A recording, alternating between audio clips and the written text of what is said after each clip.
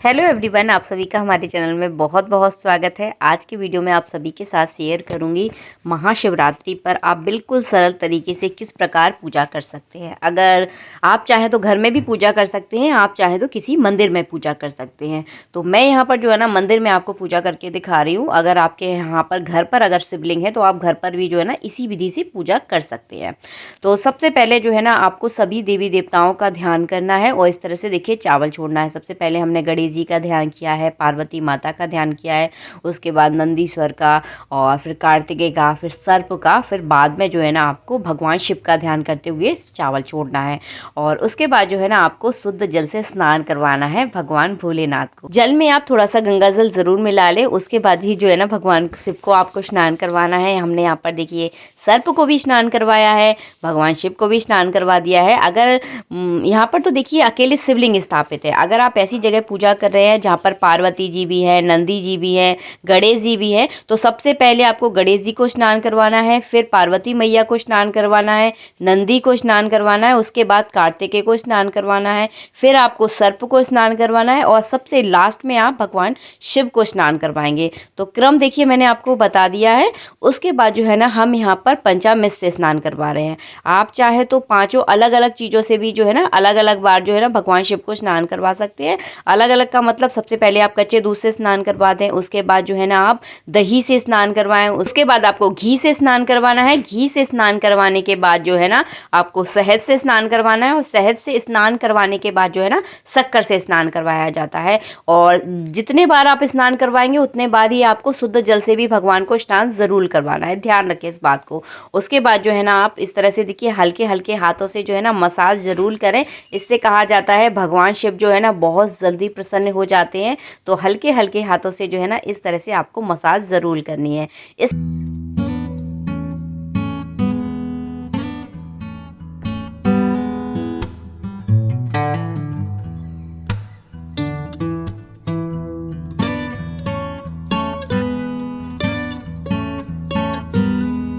इसके बाद जो है देखिए हम यहाँ पर शुद्ध जल से स्नान करवा रहे हैं। कहीं भी दूध दही यहाँ पर लगा नहीं रहना चाहिए। आपको इस तरह से स्नान करवाना है जैसे हम स्नान करते हैं ना कि बिल्कुल भी साबुन हमारे शरीर पर लगा नहीं रहता, उसी प्रकार आपको भगवान को स्नान करवाना है।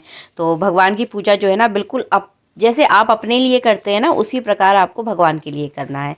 तो यहाँ पर देखिए इसके बाद जो है ना हम यहाँ पर कर रहे हैं अभिषेक। तो अभिषेक आपको किससे करना है? कच्चे दूध से आप अभिषेक कर सकते हैं। मैंने कईयों तरह से आपको अभिषेक करना दिखाया है अपने वीडियोस में। अगर आप मेरे पुराने सब्सक्राइबर हो तो आपको बहुत अच्छे से जानकारी होगी कि कौन सी मनोकामना के लिए किस तरह से जो है ना अभिषेक किया जाता है। यहाँ पर जो है यहाँ पर देखिए एक धार लगाते हुए जो है ना आपको अभिषेक करना है। मन में आपको नमः शिवाय का जप जरूर करना है। पूरी पूजा करते समय आपसे भगवान में ही ध्यान लगाएं, सारी मोह माया जो है ना छोड़ दे और नमः शिवाय का जो है ना मन में जप करना है आपको। अगर आपको मंत्र आते हैं तो बहुत अच्छी बात है, मंत्र तो बहुत ज़्यादा श्रेष्ठ होते हैं। अगर नहीं आते उन लोगों के लिए बता रही हूँ, नमः शिवाय का मंत्र आपको ज़रूर जपना है। और कहा जाता है महाशिवरात्रि के दिन जो मन से पूजा करता है ना उसकी सारी मनोकामनाएं पूर्ण हो जाती है, क्योंकि भगवान शिव को प्रसन्न करना बहुत सरल होता है, क्योंकि भगवान भोलेनाथ जो है ना बहुत भोले होते हैं।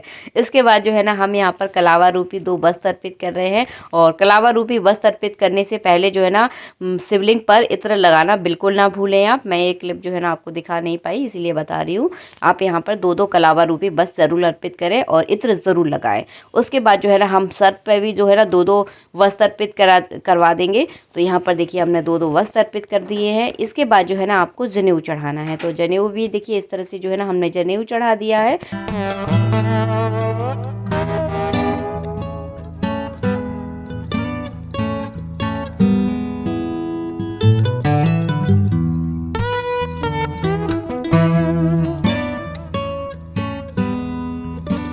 इसके बाद जो है लगाएंगे हम शिवलिंग पर चंदन। आप चाहे तो अच्छे से बढ़िया लकड़ी वाला जो चंदन आता है उसको बढ़िया से घिसकर जो है ना भगवान शिव पर लगाएं।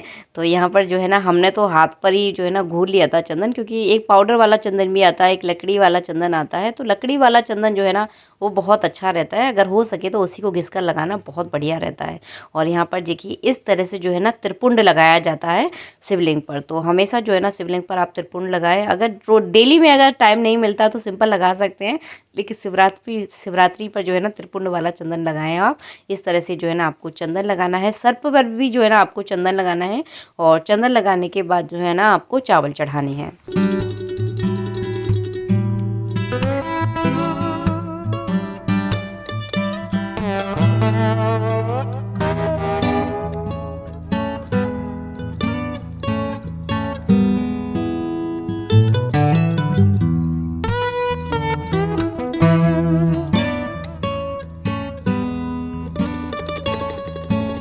और चंदन लगने के बाद जो है ना हम भगवान शिव को बढ़िया से तैयार करेंगे, यानी उन्हें बढ़िया से हम फूलों से जो है ना सजाने वाले हैं। तो यहाँ पर देखिए हमने यहाँ पर फूल चढ़ा दिए हैं। फूल चढ़ाने के बाद जो है ना सिंपल एक इस तरह से जो है ना मैं माला चढ़ा दूंगी। तो मैं नहीं चढ़ाऊंगी, मेरे हस्बैंड चढ़ा रहे हैं, वही पूजा कर रहे हैं। मैंने कैमरे को जो है ना पकड़ रखा है।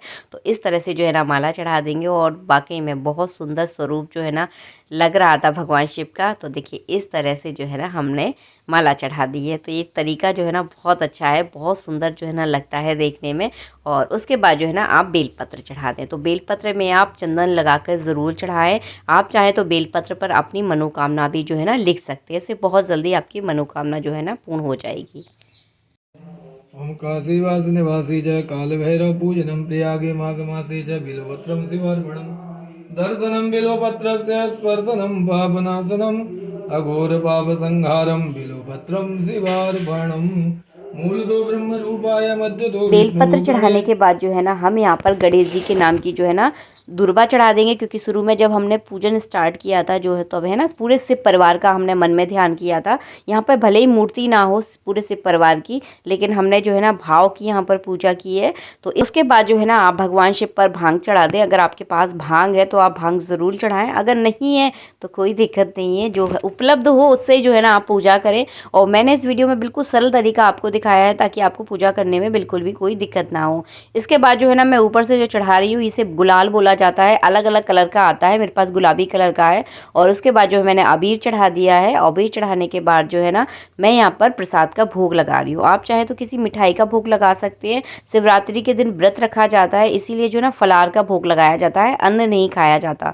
तो आप इस दिन जो है ना फलार वाली मिठाई का भोग लगा दें, फल चढ़ा दें। फल में विशेषकर जो है ना बेर ज़रूर चढ़ाए जाते हैं। बेर आज के दिन बहुत ज़्यादा विशेष माने जाते हैं। विशेष इसलिए माने जाते हैं क्योंकि ऋतु फल होते हैं, इसी ऋतु में जो है ना ये फल आते हैं। तो बेर हो गए, जिन्हें शकलकंदी बोला जाता है, वो जो है ना इस सीजन में आती है, तो उनका भोग जो है आप ज़रूर लगाएं। बोलने में थोड़ी सी अशुद्धि हो गई है, आप समझ ही गए होंगे। तो देखिए इस तरह से जो है ना इन चीज़ों का भोग ज़रूर लगाना है। कोई भी पूजा हो हमेशा ऋतु फल का ही भोग लगाया जाता है, उसी का महत्व जाना होता है। तो मुझे जो है ना मिल नहीं पाए, इसलिए मैंने यहाँ पर नहीं लगाए। उसके बाद जो है ना हम यहाँ पर पार्वती मैया के लिए जो सुहाग का सामान लेकर आए हैं वो हम मन में ध्यान करते हुए जो है ना पार्वती मैया को अर्पित करेंगे। ऐसा आपको मन में भाव रखना है कि आप पार्वती मैया पर ये सुहाग की सामग्री चढ़ा रहे हैं। इसमें आप कुछ दक्षिणा जरूर रखें, क्योंकि भूल चूक में अगर एक आध सामान अगर छूट भी जाता है तो दक्षिणा जो है ना उसकी पूर्ति कर देता है। इस बात का आप ध्यान रखें। तो दक्षिणा आपको ज़रूर रखनी है। उसके बाद जो है ना हम आरती करेंगे, और आरती जो है ना आपको अपने पूरे परिवार के साथ मिलजुल कर करनी है। बहुत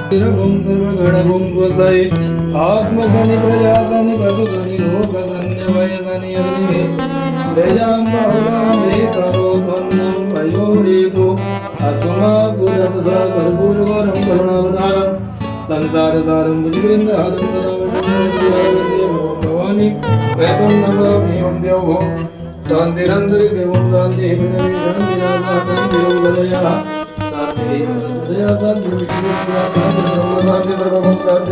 शान्तिरेव शान्तिरेव। आरती करने के बाद की जाती है पुष्पांजलि। तो बस यहाँ पर हम पुष्पांजलि कर रहे हैं। पुष्पांजलि में जो है ना आप बेलपत्र भी ले सकते हैं, क्योंकि भगवान शिव की यहाँ पर पूजा हो रही है। तो बस हमने अपने सीधे हाथ में जो है ना एक छोटा सा कोमल सा जो है ना बेलपत्र रख लिया है। कहा जाता है कोमल बेलपत्र चढ़ाने का जो है ना एक अलग और विशेष महत्व होता है इसका। तो इससे जो है ना भगवान शिव बहुत जल्दी प्रसन्न हो जाते हैं। तो देखिए यहाँ पर हो गई है पुष्पांजलि।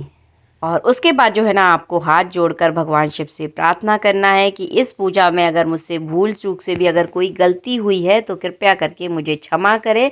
और हाँ, दक्षिणा चढ़ाना आप बिल्कुल भी ना भूलें, क्योंकि दक्षिणा इसलिए चढ़ाई जाती है कि इस पूजा में अगर कोई एक आध सामान अगर गलती से अगर रह भी गया है तो दक्षिणा जो है ना उसकी पूर्ति कर देती है। तो दक्षिणा जो है ना आप अपनी इच्छा के अनुसार, अपनी श्रद्धा के अनुसार जो है ना चढ़ा सकते हैं। तो इस प्रकार जो है ना आपको दक्षिणा जरूर चढ़ानी है, ध्यान रखें। उसके बाद जो अगर आप मंदिर में अगर पूजा कर रहे हैं तो इस प्रसाद में से एक प्रसाद जो है ना आप अपने लिए ज़रूर लेकर आए। वो प्रसाद जो है ना आशीर्वाद के रूप में रहता है। अगर महिलाएं ले रही हैं तो अपने पल्लू में जो है ना प्रसाद लेकर आए। तो इसका जो है ना कभी विधि विधान जो मैं बताऊंगी बाद में, लेकिन आप इस जगह से जो है ना प्रसाद ज़रूर लेकर आए। भले भी ऐसा नहीं है कि पूरा ही समेट ले जाए, सिर्फ एक फल लेकर आना है। तो बाकी प्रसाद जो है ना आप मंदिर में ही छोड़ दें। अगर आप घर में भी पूजा कर रहे हैं तो प्रसाद अपने लिए थोड़ा सा ज़रूर बचाएं। तो इस तरह से रहता है।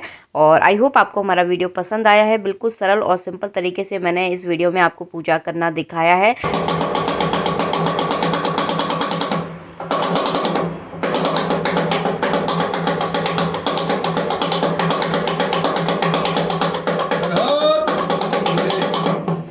अगर आपके पास डमरू हो तो आप डमरू बजाना बिल्कुल ना भूलें, क्योंकि कहा जाता है अगर डमरू बजाने से जो है ना भगवान शिव बहुत जल्दी प्रसन्न हो जाते हैं।